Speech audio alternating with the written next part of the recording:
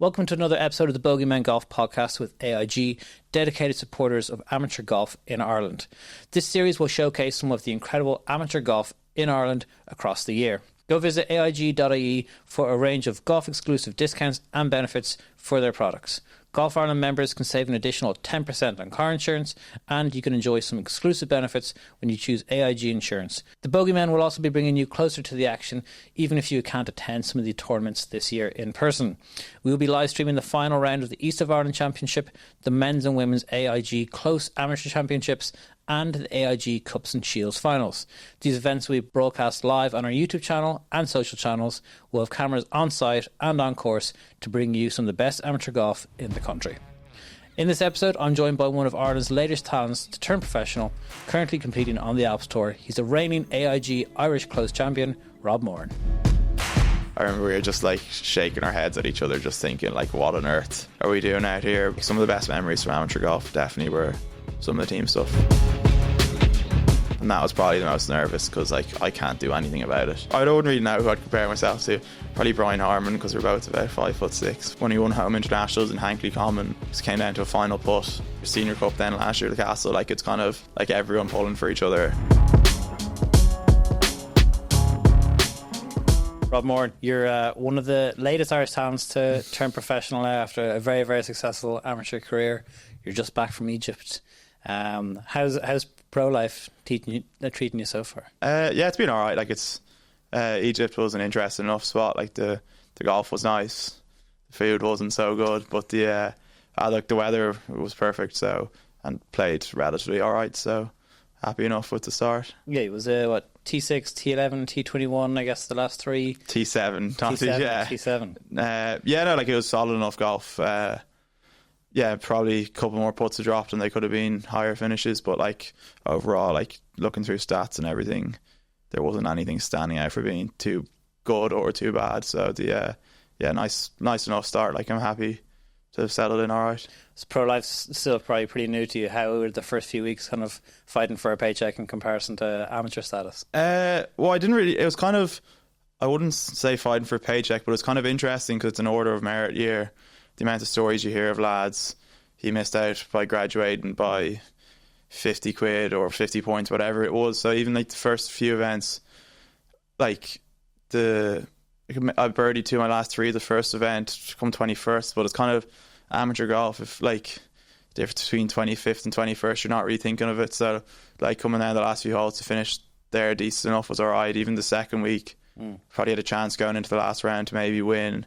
Didn't play great for the first 13, 14 holes, but then had a birdie and an eagle to finish. And it's kind of just nice to finish off rounds like that as nice as possible for the order of merit to pick up as many points. Like sure. Amateur golf, if you're kind of, like the difference between 11th and 14th, like there's probably world ranking points at the time, but like to you personally, it's probably a little irrelevant. Yeah, exactly. So it was kind of nice. I haven't really been in that experience of like, where like every point as the year goes matters, so it's kind of nice to finish off. I think I finished all three tournaments like a couple under for the last few holes, so it's kind of nice to pick up.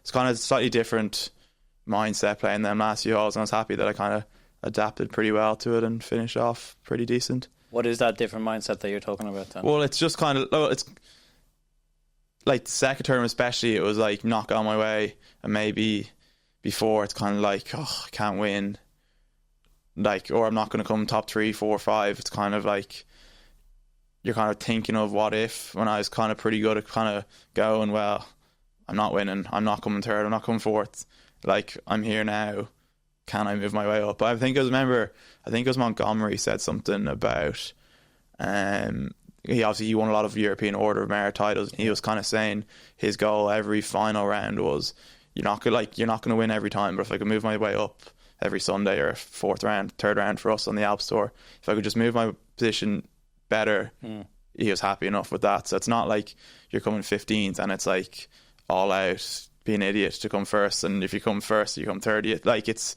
just chip away whatever position you're in, try and improve it. That's really interesting for what you're calling like an order of merit year or a rankings year. I think it's kind of like the opposite to the way you watch like someone like Rory McIlroy play at the moment, where Rory, if he's not in contention, he's so freed up and just goes and attacks at everything. Whereas now, when you say it's probably not conservative, but like it's a different motivation to get from maybe 21st to 11th. Yeah, well, I wouldn't say conservative. It's kind of like, I don't even know if it's like, I would just say I was pretty happy with going the last few tournaments. Like, this is where I am now. Yeah. I'd rather be tied for the lead playing the last few holes, but I'm not. Of course. Like, I'm here now. Can I be in a better place? Okay, yeah. After, like, almost pretty much after every shot kind of thing. Yeah. But like, rather than kind of letting the shoulders drop and thinking, geez, I wish I was your man the last leading, or like, just how can I improve where I am now better, which is kind of for sure. a nice way to be. Because I guess also the volatile nature of golf as well is like, obviously you finish tied for 7th in your most recent tournament. The gap between 1st and 7th sometimes isn't that massive. That like, if you're playing solid, something can very much happen to the leaders, and all of a sudden you go from 7th to 2nd. Yeah. So to keep it in it like that and keep yourself focused is crucial, really. Yeah. Yeah, 100%. And then even just finishing the tournaments off nicely, it's kind of, you're kind of looking forward to the next one a bit more rather than you're rolling your eyes having your food after the round. So it's happy enough. For sure. So the season's kind of it's new enough at the moment. You're only 3 or 4 weeks into it. Have you had a chance to look back on your amateur career, and if so, kind of, we'll start off with this. Did you achieve everything that you kind of set out for or hoped? I wouldn't. There's a lot of stuff I did that I was pretty happy with, but I didn't achieve everything. But you're not really. I don't think. Exactly. There's very few. There's very few people that you could say when they left amateur golf, no one really achieves everything that they set out to do in amateur golf. Professional golf's the same. You could probably say Tiger Woods, Jack Nicklaus, they're probably the only two people that have Tiger being Tiger probably hasn't, he probably hasn't achieved everything he wanted, but there's a lot of good stuff to it, so not happy enough with it. So I guess people looking at your playing career to look at just like the results, and if they didn't follow you quite as closely as many of us do, probably say as a trajectory. It's been very straightforward. It's been very kind of upward curve. Yeah. Has it been that way, I guess, from your own personal perspective? Well, I'd say probably since 2018 till probably early last year it was pretty up, and then probably the middle part of last year it was kind of a bit of a blip. Didn't play very good, but that kind of just happens. Like, no one's really going to go up the whole way, but it's kind of one of them ones.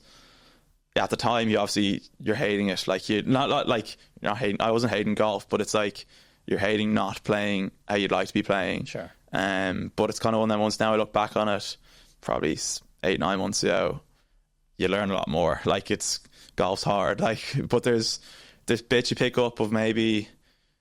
Like, at the time, I probably wasn't playing as bad as I might have thought I was playing. Like, that sort of stuff, you're never really as far off. Yeah. And you might start digging a bit deeper, but it's kind of like, for the most part, it's upwards enough. Probably getting better most years. Kind of had a bit of a blip. But then I kind of picked it up towards the end of last year, which I was pretty happy with. So, you picked up golf when you were very, very young, from what I heard. Yeah. How young were you? And kind of like, probably since I was walking. I would have said since I was quite small, but I still am, so that's been a while. Mum and dad would be decent enough golfers. I think dad might have been off 5, mum's maybe got to 8, but mum didn't pick it up till she was quite late as well. Okay. So kind of when I was a kid, she was probably starting off as well, and then had a few older cousins that would have played down in Wexford in the summers and stuff like that. So it was just, and then probably I remember you could become a member of the castle at 10, but I was kind of up playing there a bit when I was maybe 8, 9 with dad, because I used to have the 10 to 13 as a loop of 4 holes, which is kind of like when you're 8 years old. Well, it's perfect for dad because he was probably playing junior cup or in and around that level, so that was perfect for him to, if he had an hour after work, keep taking me away from mum, keep her happy, and he could play his golf as well. So I remember the 10th hole in the castle off there's a big dip with the valley. It's probably, I don't know what it is, from the reds to the yellow tee box is probably 60 yards to carry. So I remember that was kind of the goal, to get over that at one stage. So you move on pretty fast from them days. How quick did it take you to carry the 60 yards? I don't know. I'd say a few shots, and no. I didn't get over it every time after. I remember I was playing the father and son with my dad, the foursomes competition up there. And I remember I stone cold topped one, and he was down the bottom of it, and I was pissing myself laughing at him having to hit the next shot. So yeah, good memories from back that age. What's the castle like for juniors, and kind of even from your own perspective? What was it like getting into golf? How good a club was it for kind of promoting junior golf? Like at the time, it was unbelievable for me. Like I couldn't have thought of many better places. Like I remember you'd rock up in the summers. It'd be Monday and Wednesday mornings. I remember you'd rock up at 7:30, 8 o'clock, and I remember, like, I was probably 11, 12 years old. Like there's like the Fred Daly teams. There were so many good players at the time. You'd be on the putting green and someone would rock up to the first tee playing, and you'd look at your man. You'd hear he's an 8 handicap, and kind of at the time being like a junior at that age, I was kind of thinking, geez, 8's not very good. Like he was probably 16 or 15, just because there were so many good players like McKeevers, Alex Leeson, Jack Walsh, like representing Ireland, playing for Leinster, doing well in under 15s boys championships. So you always had a lot of people, and they were good to me. But like you were always playing with better people when I was a kid, and like so like that couldn't have been any better for me. And like there's just so many like good, and we had the Valley as well, the par 3, like that was. Like you'd play your Monday, Wednesday, you'd go up, have a bowl of chips, and you'd be there for 4 or 5 hours. So you just look back at it now, and it's just amazing. Like I remember there's a foursomes match that was 100 holes around the par 3 course. Wow. So it's a 6-hole course. So like I don't know how long that took, and like playing someone for your golf ball, like it was very good. And then even the club were good at getting you into playing Jimmy Brewin or Barden Cup, like that kind of. Like obviously when you're young playing under 15s or Fred Daly's really good, but then when you're getting thrown in against like adults and stuff like that, it's only going to be good for your maturity in your golf. So that was such a good place to grow up playing. Do you feel like an onus now to pass on your experience and your knowledge? Now you're saying that you were young playing with better guys. Do you try and do the same thing now? Yeah, no, like kids? It's good even through the winter months now. There's probably been like with the under, like you kind of go through phases with golf clubs, like the under 15, like maybe lads similar to like I was lucky I had lads above me to play with my age. There mightn't have been as many players, but now like through the winter months going up, like there's a good bunch of young lads up there that are very eager playing, so it's kind of nice now to be able to play a few holes with some of them and have some company in the grim winter months. So it's nice. You notched off a couple of scratch cups and a couple of wins kind of earlier in your career. What age were you when you decided like this is something A that I'm pretty good at, and B would like to make my life? Well, it was weird. I was kind of deluded at one stage because I remember I was quite young in school, so I played Junior Cup rugby in 4th year. You're still quite young. You're 25. Yeah, but like but like for my age group in school, like I was like the youngest in my year, so I played Junior Cup rugby in 4th year, which you're only allowed to play up to 3rd year, but I could play the year back. And I remember telling my parents like, "Oh, this is my last year rugby. I want to like." I remember I told them one day, it's like I want to go to college in America, but like I'm going to repeat 5th year because I was very young and I hadn't done, I wasn't very good at golf when I was 15, 16. Okay. And I was like, I'm going to repeat 5th year and then I'll get like do this and then that'll give me another year to go. Yeah. And I'm sure they heard it off me and they were just like, okay, like, yeah, great, like, good man, kind of thing. Yeah. But like, they supported me through it. And then like under 15s golf championship wise, like the difference then after my first 5th year in school of playing golf throughout the winter kind of made a good bit of strides, like good strides, got a lot better going into my under 17, my second last year of boys golf. But like I'd missed every cut in boys golf before that. Okay. So like this plan of repeating 5th year, going to college in America, not playing rugby was crazy at the time, but kind of put my head down and somehow kind of got better from then, sort of thing. What does putting your head down look like? Like how many hours are we talking about practice? And it was a change of mindset or was it a change of actual physical practice? Well, it was just like 5th year in school. Like it was just instead of finishing school at 3:30 and going to play rugby, like it was probably like obviously November, December, January, not getting out for holes after. But like this time of year, exactly, like going to the range a few more times. And Dad was still playing Junior Cup golf, so that was perfect for him. Like he was good for going to the range. It was kind of like maybe playing golf once a week in the winter because you're playing rugby. I might play on Saturday evening or Sunday, to probably playing 4 or 5 times a day. And then like it was a 12-year sport golf for me then, rather than kind of just April till September. Yeah. So then you did qualify for college golf in the States. You weren't the biggest fan? It wasn't quite how I dreamed it to be. But yeah, I like a lot of it. I probably wasn't. I thought it was going to be all sun and rainbows, like everything would be perfect. But like now, at the time, I probably wasn't quite mature enough. There's a few bits that I wish were different, that were kind of out of my control. But like it was weird. Like I won a tournament there, and I was still wanting to come home at Christmas. Okay. So you did basically like what, a semester there? Yeah. Like I won my second tournament there towards the end of September. Right.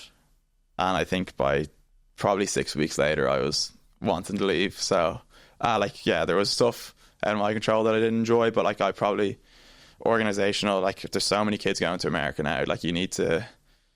Yeah, I wasn't very organised, wasn't structured with a lot of stuff, and then it just builds up in you. And so, yeah, if I was to say to anyone going over there, like it was like socially and stuff, it probably wasn't how I wanted it to be.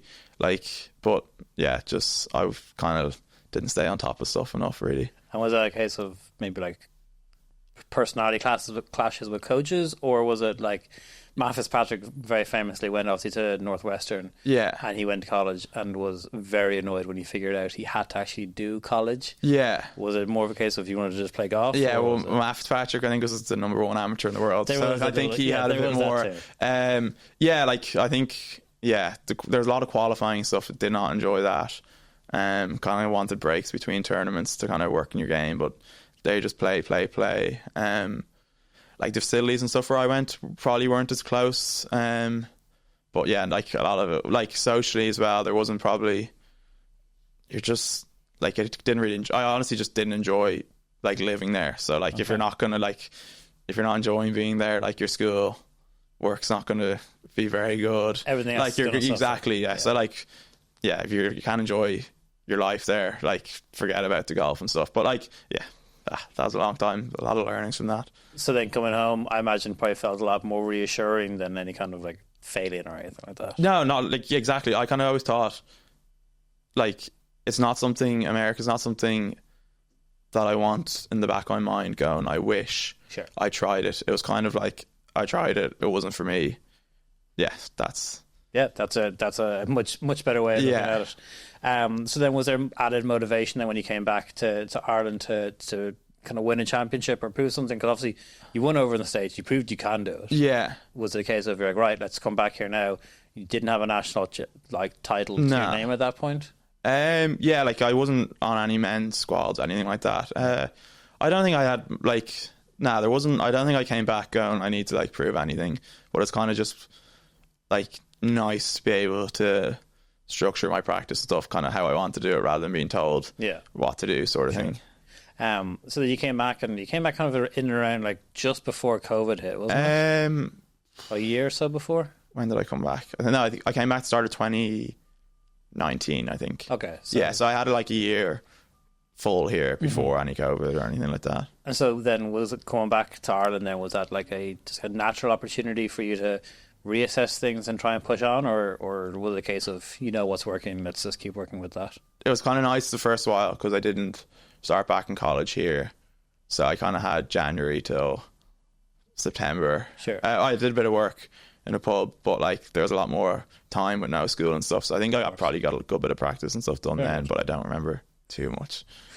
So you got your first win then, or your first senior win with the Ulster men's stroke line. Yeah, that was a pretty interesting journey as to how that tournament came about and how that win came about. You came over from the UK after a tournament there. It was St Andrews Links, and me and Matt McLean came back and we requested a late tee time. I think that email must have been missed. I think we were off pretty early, so we came back 36 holes in St Andrews, got the ferry, drove.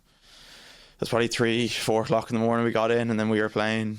Then we played together then the next day, and I remember in the second round we were just looking at each other like county down, firm and fast, knackered, tired, like wasn't going to plan. I remember we were just like shaking our heads at each other, just thinking like, what on earth are we doing out here? But yeah, kind of the last day shot was probably one of the best rounds because like that course is so hard. To come, I don't know, maybe 6 shots behind or something like that to win the playoffs. So that was it was worth the trip in the end. But the conditions turned then as well, didn't they, for the last day? I think I remember Rowan Lester shot 2 really good scores the first day. And then the wind did come in then, and it was seriously tough. It's one of the harder. Obviously, it's beautiful, but it's a hard golf course. Yeah, it can really hurt you if you're not firing on all cylinders. That then got to you kind of your first taste of professional golf then. With the ISPS Handa. How was that? Because you were 20 at that point, 21 maybe? 22. I was getting old then. Oh, getting old, yeah, jeez. So what was that like at that age then? Trying to just seeing what professional tournaments like DP World Tour tournament. Yeah. How different was that in terms of just even like course setup, but then we're also playing with different guys and seeing how they play their golf compared to how you might play for like an amateur championship. It was pretty opening. Like I remember, I think I've parred my first 9 holes in Galgorm in like the wet and rain. It was like, that's a brutal course as well. Yeah. And I shot 11 over for the next 9 holes, so it hit me pretty hard. But I remember I played with your man Matt Baldwin. I think he shot 4 or 5 under the first morning, which was maybe the best score in that wave. And like it was just like the consistency really. Like I remember he was just it was just boring, but like in a pleasant way. Like he wasn't stressing too much. A lot of fairways, greens, and I was kind of like, even then seeing him, I was like, I think he might have been I think he might have kind of be between Challenge Tour and European Tour, and he's gone on and won on the DP World Tour now.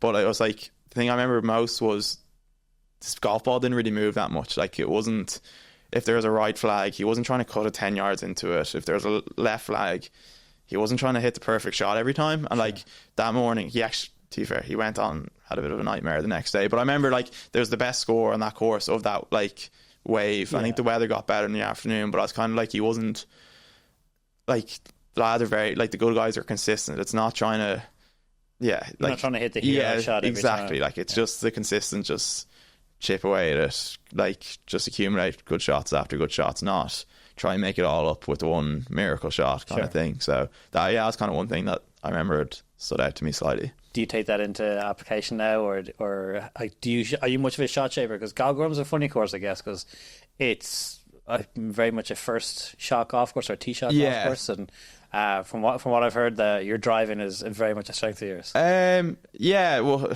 sometimes it is. Like I play pretty aggressive off the tee, but like that's kind of what a lot of lads. You look at stats and stuff. That's kind of prerequisite now. Kind of how golf is. Yeah, you hit it good off the tee, or you kind of have to take it on off the tee. And then if you hit in the rough, you kind of reassess where you are. And then you hit the fairway, you kind of try to leave yourself as short as possible. Like, would I shape it much? I've kind of gotten better at like knowing in practice rounds, like I might be hitting a little draw. Don't try hit fades. Like kind of, I would have said 2 years ago, I would have been like, oh, it's a right flag, it's perfect to hit a fade.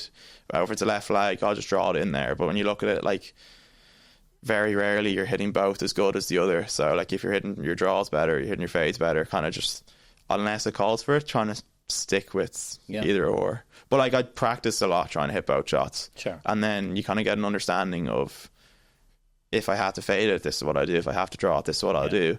And actually maybe of the 10 draws I tried to hit on the range, only 2 came off. So don't bother today. Try it another time kind of thing. So then over the next couple of years, then it's kind of, there's a lot of consistent golf in there, some very good results. Yeah. Leading up to 2023 and leading into Malone, the AIG Irish Close. How are you at that point that you don't have like a national title? Was that we talked about earlier? Achieving everything you wanted from an amateur career, was that very much something you wanted? Yeah, no, 100%. And I said on Tournament Pro as well, so I kind of knew there was going to be a close in the north. So I was I didn't put too much pressure on myself, but I kind of knew I was playing nicely from kind of middle to end of July. I started playing out like pretty, like a lot more like myself. So I was pretty good at not getting in, like, in the back of your mind, I haven't won one, but I wasn't set, like head down, fixed on, like, like you go trying to win everything, but I wouldn't have said I was obsessed with, like, and I didn't really get in my way too much. So that was kind of nice. How did that week go for you, like going into it? So round one, obviously shooting 68. Yeah. You're off to a good start there around Milan. Yeah, like I'd never played it before. You always heard good things about it. Yeah. Matt McLean would always be telling you it's like paradise, but he loves it. Yeah. No, it's a really good golf course. It's kind of it's like it's not too dissimilar to Castle, that like where I grew up playing that kind of old school. I really like them kind of old school Parkland courses. Like there's a good bit more length to Malone than what, but yeah, like I'm pretty good at them because you kind of see a lot of lads. Fairways are very narrow in a lot of places. I was kind of like, I'm probably not going to hit the fairway if I hit a 4-iron or if I hit a driver, so I kind of hit driver everywhere. Just if I'm going to hit in trees, I'd rather be 100 yards out than 180 yards. Yeah, like because like I remember the 10th hole there is probably the best example. It's kind of like a dogleg right to left. The fairway goes left to right, and like the fairway's 15 yards wide. I'm not hitting that very often, so I might as well. But like, I remember, yeah, exactly. Like, and then even a lot of them old school Parkland courses, playing practice rounds and stuff. Like I know from Castle, like certain holes, well, if you hit in the trees on this side, you don't have much of a shot. If you hit in the trees on that side, there's a gap to run it up to the green. So kind of like spotting out stuff like that. Yeah. When you're playing that, like, yeah, if I'm gonna hit it offline, the left trees are better than the right ones. So like it's such a nice golf course, and it was a pretty decent week. So then you had a little bit of a wait after the final round. You shot 74 final round before you figure out that there's the playoff. While you're waiting, where does your headspace go, and what do you do? Because I guess you're probably just like, this is going to go anyway. It's not nice waiting. I think Quinton Carew could have birdied the last to have won it. Yeah. And I just bogeyed. So you're kind of like, I really stumbled in coming in on that back line. It's kind of nice maybe to have had a 10 or 15 minute break, kind of just hit a few chip shots, try to kind of say whatever he does, like he does. Like everyone's saying, like I wish he made a bogey and there was no playoff kind of thing, but like it was kind of just expect to be in a playoff and kind of try calm myself down. I wouldn't say calm myself down. But it was just kind of like recompose, like hit a few chip shots, just breathe. Like it's whatever happens, it's going to be all right kind of thing. Just gather your thoughts into like a positive way rather than thinking of, I wish I made that putt or I wish I didn't hit that shot there. It's kind of, you are where you are now. Look forward. How can you get yourself in a better situation? Going down the closing stretch, you said you kind of like stumbled home. Yeah. Are you very aware of the fact that you're in the lead coming down the stretch? Yeah, like I knew because I shot a nice round in the third round, so I was leading by a bit. But yeah, just like the 36 hole days, especially when you're in that, like it's, and the weather as well was tricky enough there. There was like storms stuff early in the week, like kind of just let a few things that I'd rather not happen kind of slipped in, but it's kind of part of the learnings going forward. How did you manage the 36 hole days? Because obviously those days are thankfully behind you for the most part. Yeah. I imagine, unless there's like rain delays at a tournament. But like, how do you handle it? Because you obviously can't be dialed in for every single shot for 36 holes. So what do you do to kind of get through it? Well, you try your best to stay into every shot. But yeah, like... But can you stay in every shot? I'm sure you can. I don't. But like, and hope, like, I haven't in the past. And that's probably... but it's like that slip up could be a 7-iron to 40 feet and you're fine, or it could be a tee shot gone. Like I was lucky enough and a lot of that stuff didn't happen. Yeah, the 36 hole days, it's kind of just eat and drink, and like everyone's going to kind of be in the same position. Like there's no one loves a 36 hole day. Yeah, exactly. There's no super like athletes that are like it's going to take it out of everyone. So like just try to do your best kind of thing. So you go through 3-hole playoff. You're going against the reigning Irish Close Champion, Quinton Carew. He's in good form. He's obviously looking to go back to back. You know him quite well just because of the circuit. Everyone kind of knows everyone quite well at that point. How do you handle that sort of pressure where you're like, okay, like he can go do something pretty special here, but so can I? What do you say to yourself before you go into that playoff? I don't really. Or is it just treated like another? Yeah, exactly. Like match, you have to try do your best. Like obviously the circumstances, if he, like, you have to try focus on yourself as much as possible. Now if he hits a shot to a foot and he's tapping it in for a birdie or something, you might have to go for a shot maybe more aggressive than you usually would. But it's kind of just do see it, take every shot as it comes, and kind of just do your own thing, really. Over the 3 holes, what point were you kind of your most nervous? Was it the final hole when you know you got to make that last putt to win, or was there like the second hole? I think you did a slider to stay. No, the most nervous I think he maybe had like 6 feet or 7 feet in the first playoff hole to win, and that was probably the most nervous because like I can't do anything about it. Yeah. Like you're standing there hopeless watching. Yeah, that was probably the most nerve-wracking point for me, really. Because I can't do anything. Yeah. So then when you do win, is it like, what's the immediate reaction? Like emotionally, is it vindication? Is it just like relief, or is it just you're just exhausted? Like there's relief, but like there's such a buzz afterwards. But like I was actually Richie Knightley. I stayed with him that week, and his car broke down or something in Dublin, so he ended up getting a train up to Belfast. So he was coming back with me, and he drove the car home. And I remember just like, I imagine you didn't want to drive. Half an hour afterwards, I was honestly just shot. Like every bit of energy in my body just soaked out. But like it was, the moment of it was just kind of, like there was proper excitement, and then kind of almost walking back to the clubhouse, it was more of relief, if you get me. And then I was dead in the car on the way home. Because the night doesn't really end there, because you go back to your club. Naturally, there's just the procession that comes with winning. Mm-hmm. So what do you do to celebrate? You go back to the castle first. Yeah, no, there's a nice greeting from a lot of the members and stuff. Because it's late enough on, I think it was a Sunday. Yeah, and what was it, 75-hole tournament in the end. Coming back from Belfast, I had to make sure I went home and got showered because, jeez. You would have had a few people holding their noses from the smell after all that golf. It was a great reception. A lot of members. That would be great support and everything kind of up there for a pint on Sunday evening. So it was good. It was a good crack that evening. Anyway, there's a good few of the lads, friends and stuff popped up as well. So that was enjoyable. It must be really cool then to get to go back to your club, where obviously you were saying you played junior golf, you were playing against guys who were better than you, learning from them. And then to be able to be one of those guys, come back with a trophy, come back with a national title, that must be like a nice kind of full circle moment. Yeah, no, especially like growing up, like there's pictures in the hallway, Darrell Erna, and he won it. Like there's a cool picture of a load of members out supporting him. I remember Alex Gleeson won it in Ballydiffin as well. Yeah, so like people like them were good to me, so it's kind of nice to have seen them win it, and you're kind of get that same buzz and excitement off it. The North of Ireland then came up pretty quick after that. It was a couple of pretty a month after, yeah. And again, you're in the hunt. Another playoff? Yeah, another playoff. Like Ulster Stroke play. Peter O'Keefe beat me in the close, and I've had a few playoffs now. So, do you like the playoffs? I mean, it's kind of it's a coin toss, really, but like it's it's kind of like as probably the intense you're kind of going to get in golf, which is kind of cool. Like it's kind of what you practice for, really. You don't really get that kind of what you do in match play, but like playoffs, they're pretty. There's a buzz around. There's kind of that nervousness, but it's like excitement as well. So I'd rather not be in them. You'd rather skip them and win. But I've had good and bad times in playoffs, so they're cool.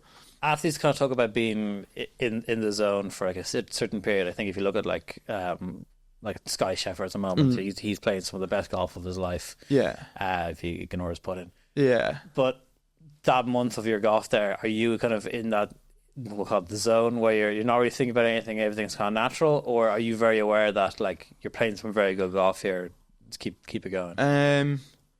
Like it's kind of one of that, like I remember, because I think at Q School, and maybe I think I won Dundee Scratch Cup kind of in that period before the North. You're kind of you're just not really thinking as much. Like there's one or two bits in the swing. You're kind of like maybe like one thought, but it's only one. Like it's small little trigger. Like it's kind of small triggers.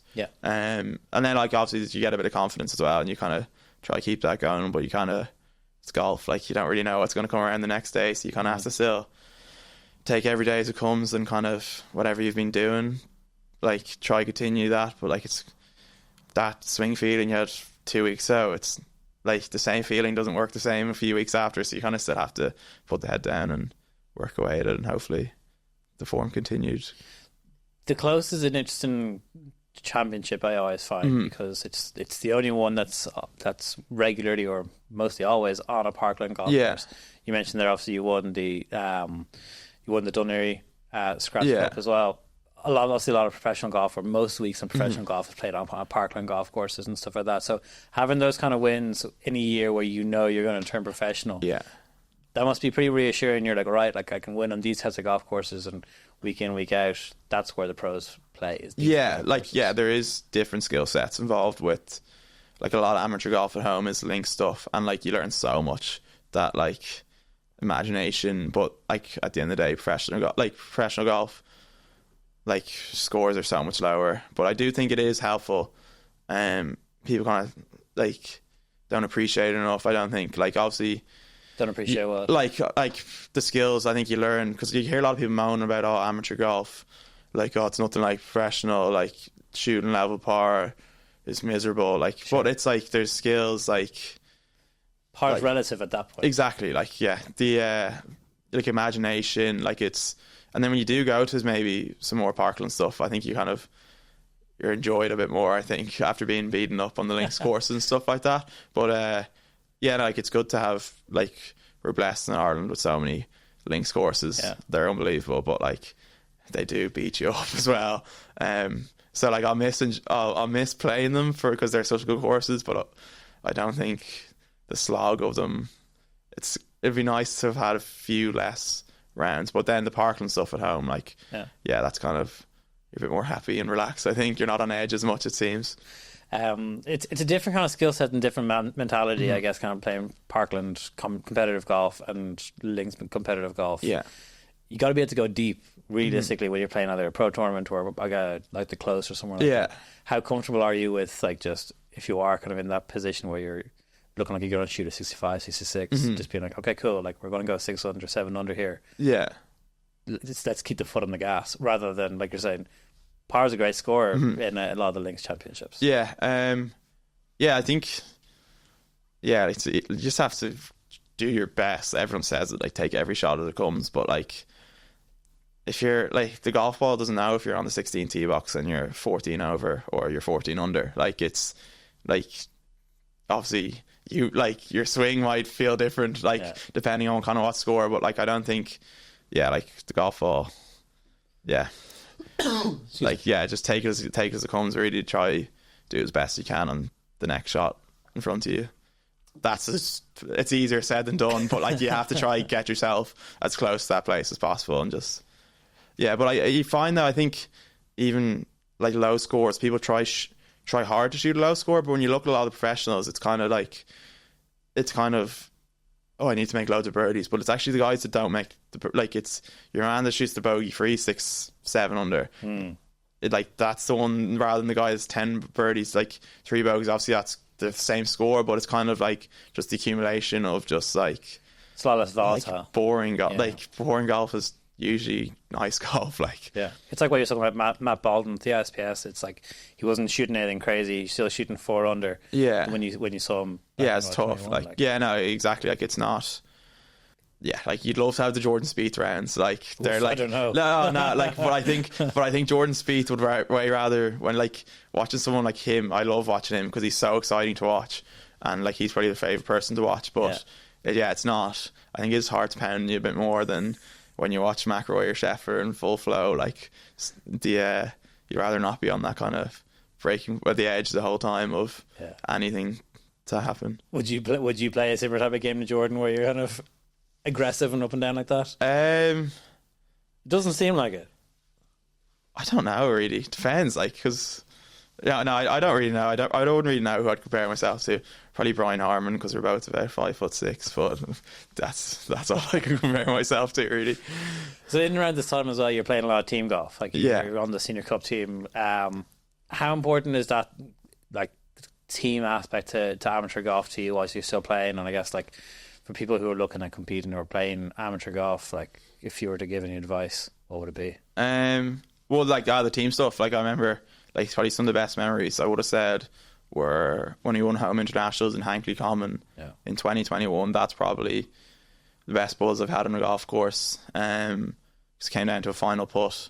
One of the English lads had about 10 feet, and if he held it, Scotland would have won. If he missed, like, I remember that, like, there was 11 of us at the time. Like, celebrating loads of other senior cup then last year at the Castle. Like, it's kind of like that sort of buzz of like everyone pulling for each other, like, and then like it just, even traveling with like the Irish team and stuff the last while, even if it's an individual event, you're kind of, everyone wants to do well, but it's like supportive enough that it's nice that like, if I'm not going to win, I hope he wins, or like that sort of like, but like some of the best memories from amateur golf definitely were some of the team stuff. Like, will you miss it, I imagine, now? Yeah, I will, but like I think you kind of get to stage like that's just the way it is. Like, like it is good to be like, but like I'm still around a lot of the same lads that I've like played with and stuff like that. But yeah, not like it's some crack, but you kind of get that's the way it kind of works when you turn pro. So you've now turned professional at this point. This is probably a bit of a funny existential question, but when it comes to your golf and your career and you're looking ahead, do you set goals for what's going ahead? Nah, like I don't write it like. Sorry, I do, but like I kind of just plan more rather than like I'm gonna like. Yes, that's setting goals for like, I don't really, not so much I want to get this. It's more like I'm kind of thinking I need to set a goal for I need to do this and that better. Yeah. And whatever comes from, like, I know better things will come. Are outcomes from your goals rather than like I kind of look at what I can do. Because like, you could say I want to win this, but like I kind of think more, how am I going to get there? Yeah. And then at the end of the day, like someone can hold an 80-foot putt on the last, and then all of a sudden I haven't achieved my goal. Or like someone can make a quadruple bogey on the last, and then all of a sudden you've achieved your goal. But like they're both different circumstances that like I just think focus on where you are now, how you can get better, kind of thing. Control your controllables. Yeah, exactly. So what does motivate you then? So if you're not much of a goal setter in that sense, what like there's places I want to go to, but I wouldn't say I have it written down. But like it's golf. Like you're always thinking of what I could do better, where I can get better. Like that's kind of what motivates me, really. Just you can never perfect the game, so keep on. We'll try to get as close to it as you possibly can. Harrington spoke previously. He spoke a number of times about advice he'd give to like young pros or rookies on the main tour. And his biggest one was to just not change anything, like not change swing coaches or psychologist or whatever it is in your first year, because he's saying that like you go to a driving range of a pro event or DP World Tour event, and there's like, he calls them vultures. It's like you got swing coaches and sports psychs kind of hanging around, kind of just ready to jump on you. Yeah. What are kind of 3 non-negotiables that you set for yourself for this year? You're like, okay, I need to stick to this or not change that, or what have you set for yourself for this year? I've kind of started writing down a lot more of like plans of like after a round, kind of what I did. Like you'd be quick to shoot a good score and think about all the negative stuff. I'm pretty good at, like, I've started writing down what I did good today, maybe what I could work on. I'm going to go to the range now for 30 minutes and like kind of just trying to add a bit more structure and planning, and like a lot more that like if I'm going to arrive 2 hours before a practice round, like what do those 2 hours exactly look like? Or even after the round, just like, so you're not there 2 hours after your round. It's kind of like even setting a timer on my phone, like an alarm going, if it's 3 o'clock and I finished, I'm going to the range from 20 past 3 to 3:40 working on this and that, and the alarm goes. I'm not doing like just doing everything like properly. I remember Donald Scott actually said, we were away with men's and women's home internationals last year, he kind of said the guys that make it as professionals aren't always the best. It's like they're the most professional kind of with everything that they do. So I thought that one kind of struck a chord. That was like pretty, because I'd be pretty good at like kind of just riding along, going with it, and whatever comes of it, I'd be pretty good at taking it. But like you do need a bit more, I think, having a bit of both, a bit more structure,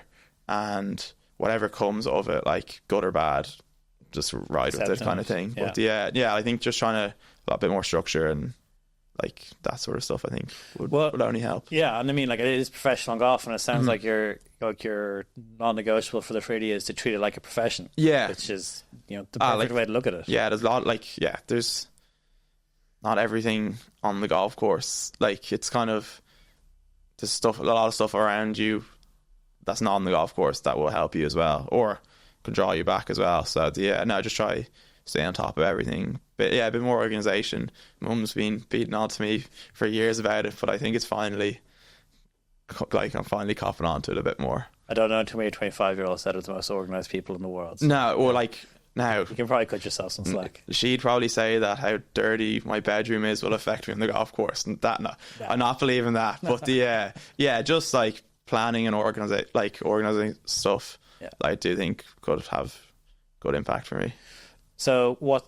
You're just back from Egypt. What do the next few weeks look like? You've got Alps Tour status for this season as well. 14 or so. Yeah, about 14 events. I don't know. They said they might add one or two, but yeah, there's actually a 2-month break now, which is it's kind of nice because I played 2 warm-up events in Portugal on that Portugal Pro Tour and the 3 Alps. So just like I've had a good stretch. 5 tournaments, a lot of like stats and stuff like that to kind of review, look back. And it's kind of nice. You don't really get too often that like you can get that much rounds and go, I was doing this well, I was doing this badly, and actually have time to get on top of it. So it's kind of nice now to probably 8 or 9 weeks to the next. It gets very busy then, but to try, probably I'd say the next month we'll probably just work on a few bits and pieces, and then into April here you're kind of finally seeing some sunlight. Yeah, hopefully the snow stays away. Yeah, like you're kind of getting decent weather. Just try.